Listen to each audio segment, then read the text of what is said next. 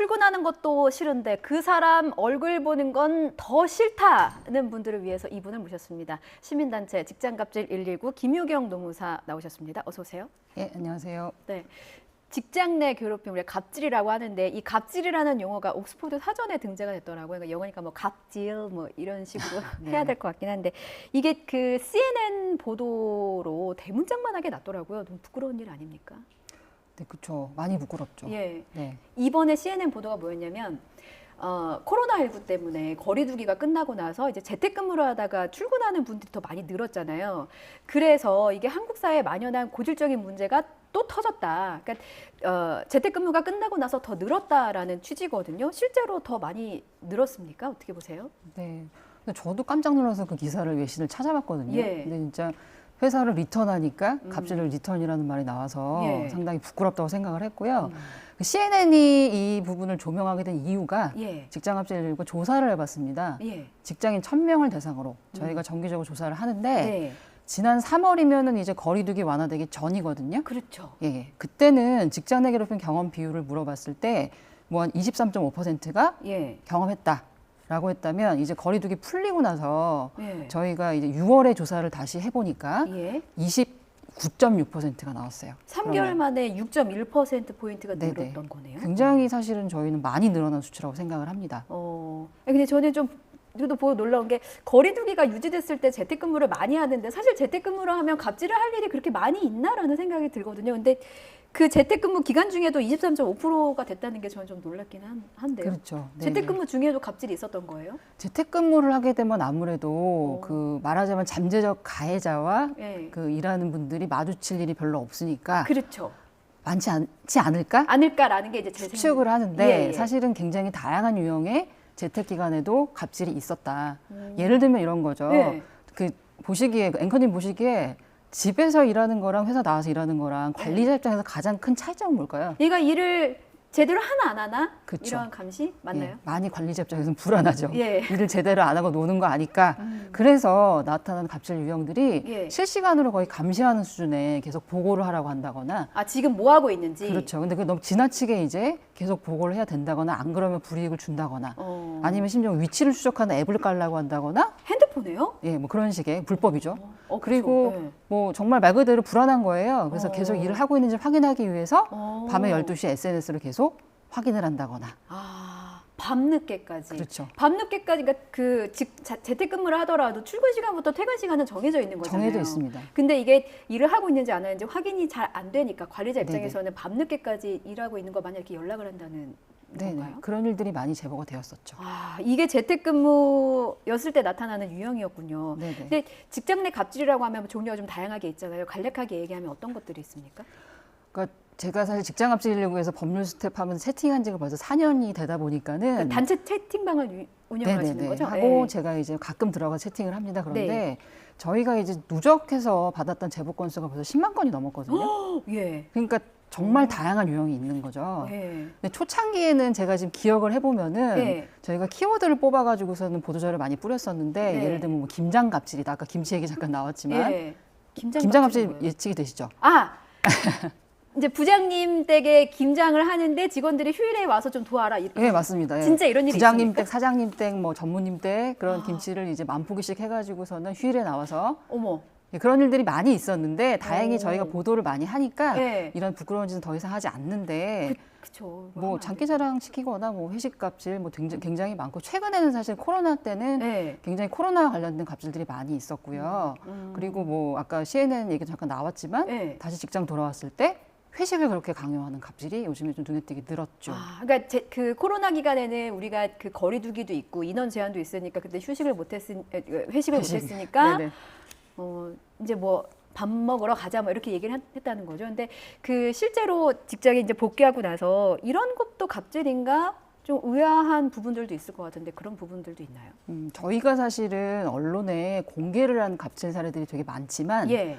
어찌 보면은 이제 공개를 하지 못한 갑질들이 훨씬 더 충격적이고 엽기적이고 그다음에 그래요? 좀 입에 담기 힘든 얘기들이 많이 있습니다. 왜냐하면 사실 그 너무나 사실은 그 특징적이고 그다음에 엽기적이기 때문에 말을 하는 순간 사실은 신원이 드러날 수 있는 사례들이에요. 그러니까 사실 뒤에 있는 이런 사례들이 훨씬 더 어떻게 보면 심각한 갑질들인데 예. 그런 것들이 굉장히 많습니다. 아, 차마 말을 못하는. 차마 말하지 못하는 그 네. 말씀하셔도 되는데.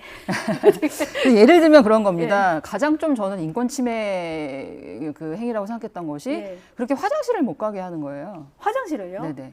왜요? 예를 들면 두 명이 어떤 일을 하는데 그게 이제 실시간으로 계속 뭔가를 뭐 데이터를 이제 그 모니터링하고 이런 일이 있다. 예. 근데 그 두 명 중에 한 명이 상사인데 그 상사가 그렇게 일을 안 해요.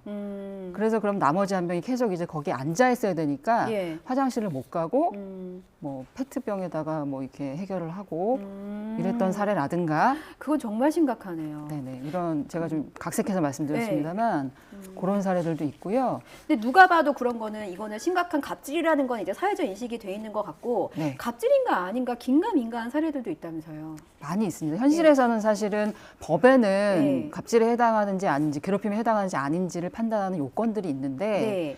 그 요건 중에 가장 이제 많이들 이제 궁금해하시는 게 네. 업무상의 적정 범위를 넘어선 거냐 아니냐. 그러면 이 범위는 사실은 통계적으로 수치화할 수 없으니까 과연 어디서부터 어디까지가 갑질이냐 늘 질문을 하시거든요. 그래서 노무사님이 저한테 질문할 거 준비해 오셨다고 제가 들어가지고 네네. 이거 OX판도 제가 네. 지금 기다리고 있었거든요. 예, 짧은 시간에 준비를 많이 저는 하셨는데 갑질은 안 하는 네네. 거긴 같긴 한데. 네, 당연히 그러실 것 같은데요. 네네네. 네. 그럼 예를 들어 예. 한번 질문을 드려보겠습니다. 네, 일단 무조건 X. 예, 예. 예. 그 뭐 앵커님하고 누군가가 이제 항상 특정한 요일에 같이 밥을 먹어야 해요. 예. 밥을 먹자고 해서 먹는다. 예. 그러면 그게 괴롭힘에 해당할까요? 뭐 밥 먹자고 하는 게 뭐 밥은 먹고 살아야 되잖아요. 그죠? 그렇죠. 예. 예. 밥은 먹고 살아야 된다. 네네. 그래도 갑자기- 오인가요? X인가요? 저는 오 들으신 오, 건가요? 오 들었어요. 왜냐면 그 후배들도 일하고 있으면 네. 뭐 밥도 같이 먹자 뭐 이런 얘기를 하고. 네. 근데 이제 요거는 이제 그냥 그 짧게 표현을 한 거고요. 네. 요건 저희가 제보받은 사례 중에 하나인데 어. 어떤 회사에서 직급이 높은 A라는 상사가 있는데 그렇게 직원들하고 밥을 먹고 싶어 합니다. 그런데 배정을 해요. 오늘은 1팀, 내일은 2팀 이래서 아. 그 사람들이 이제 모여서 밥을 의무적으로 먹어야 되는데 예. 심지어 메뉴도 그 상사가 무조건 정해주는 걸 먹어야만 합니다. 그리고 사실은 그런 밥값도 객출을 해서 내야 돼요. 이런 경우엔 당연히 직장 내 괴롭힘에 해당이 되는 거죠. 그거는 상사가 사면 혹시 갑질은 아닌가요? 상사가 사더라도 예. 그 원하지 않는 어떤 자리를 만들어 가지고서 강제로 와야 되고 거기에 오지 않으면 예를 들어 불이익이 있다거나 예. 이렇다고 하면은 괴롭힘에 해당되는 소지가 큰 거죠. 불이익이라는 게 뭐 회사로 복귀해서 너는 왜 안 왔어? 뭐 이렇게 얘기하는 근데 그런 식의 어떤 불편한 말들부터 시작이 될 텐데 나중에는 그것이 예. 평가라든가 인사처분에도 영향을 미치는 경우가 많죠. 그렇군요. 예. 아까 잠깐 저희가 그래픽도 나갔는데 매달 업무 분장을 한다 이런 부분들도 그 업무를 누가 얼마큼 맡아야 된다라고 분장을 하는 것 또한 그게 갑질이 될 수도 있는 건가요? 네, 이것도 저희가 받았던 사례인데 그 당연히 회사가 일하려면 업무 분장해야 되죠. 그런데 이 사례는 뭐였냐면 매달 업무 분장을 합니다. 예. 매달 업무 분장은 상당히 좀 지나치지 않나요? 저희는 매일 업무 분장을 하는. 예. 근데 이제 저희 이제 특성 방송 특성상 특성이 그렇고. 있지만 예. 근데 중요한 건 이 사례에서는 업무 분장한 이유가 뭐냐라고 봤더니 예. 이 특정한 사람을 따돌리기 위해서 계속 이제 이 사람을 돌려가면서 예. 부서를 바꾸는 겁니다. 업무상 필요성도 없고 그다음에 이분이 그 가는 데마다 계속 따돌림을 당하는 거예요. 그렇군요. 저희가 시간이 좀 여의치가 않아서 네네. 짧게 마지막 질문 하나 드리면 이게 직장 내 갑질 금지법이 시행된 지 이제 3년이 다 됐잖아요. 근데 네. 그 명암도 있을 것 같아요. 긍정적인 측면도 있지만 아쉬운 부분, 좀 개선됐으면 하는 부분들이 또 있을까요? 네네. 그러니까 긍정적인 부분은 당연히 직장 내 괴롭힘이 줄었다고 생각하는 분들이 꽤 늘어났고요. 예. 그다음에 신고를 예전보다 활발히 합니다. 음. 예. 그런데 이제 사실 한계를 좀 더 말씀드리고 싶은데 이 법이 사실 현재까지는 많이 이제 한계들이 있습니다. 특히 첫 번째는 아주 진짜 심각한 갑질을 한 가해자에 대해서 예. 제대로 된 어떤 뭐 처벌 조항 이런 게 없습니다.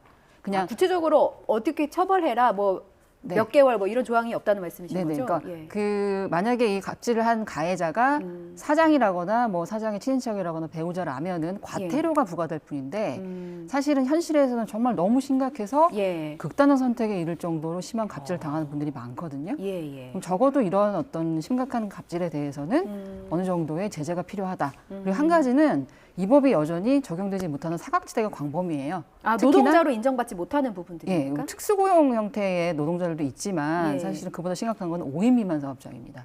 아, 5인 미만 사업장. 5인 미만 사업장에는 이 법이 아예 적용이 안 돼요. 그러니까 예. 저희가 제보받을 때 5인 미만 사업장에서 벌어지는 갑질은 훨씬 심각하거든요. 왜냐하면 예. 성희롱이다 보니까는 정말 말 그대로 이거는 인권 침해를 넘어서서 진짜 심각한데도 불구하고 법 적용이 아예 안 되다 보니까 이분들이 할 수 있는 조치가 거의 없습니다. 그렇군요. 그러니까 법에 사각지대 놓인 분들까지 이제 법 시행 3년이 다 됐으니까 사각지대 놓인 분들까지 좀 두루두루 보살필 수 있는 보완책이 좀 필요하다 이런 말씀이신 거죠? 네네. 알겠습니다. 더 이상 뭐 저부터도 좀 반성을 해보고 저희가 네. 짧게 얘기를 나눴지만 조금 아쉬운 감이 있습니다. 다음에 또 모셔서 더 자세한 얘기 들어볼게요. 지금까지 김유경 노무사였습니다. 잘 들었습니다. 네, 감사합니다.